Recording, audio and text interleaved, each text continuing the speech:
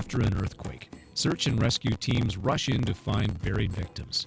They bring rescue dogs, thermal cameras, listening devices, and now, for the first time, ground-penetrating radar.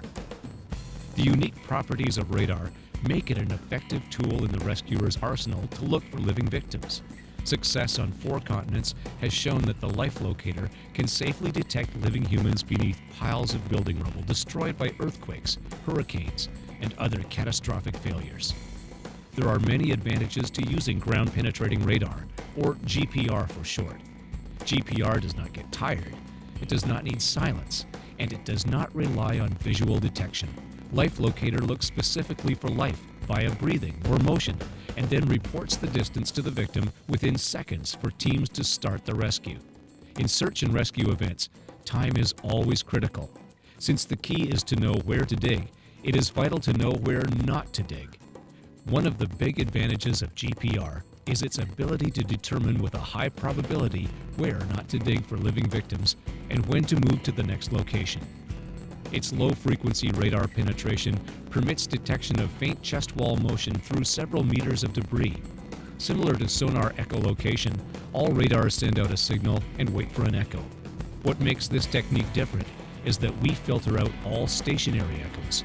If the echo changes, as when a victim moves, that motion shows up immediately. We can calculate the distance of the motion by the time it takes the echo to return.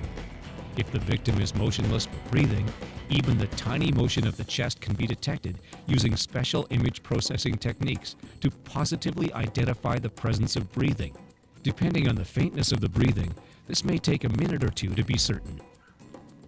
As with any tool that sharpens with regular use, practice and familiarity will improve your success in pulling living victims from danger. Here are a few things to keep in mind. As with any technology, there are a few factors to be aware of. Since the LifeLocator is essentially an extremely sensitive motion detector, it can be thwarted by false motions. Therefore, a motion-free 15-meter radius must be maintained during the 3-minute survey.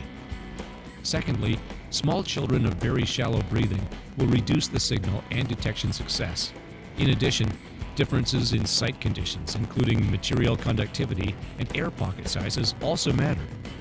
And lastly, although care has been taken to minimize the effects, radio interference in the 270 MHz frequency band from walkie-talkies and cell phones can affect performance.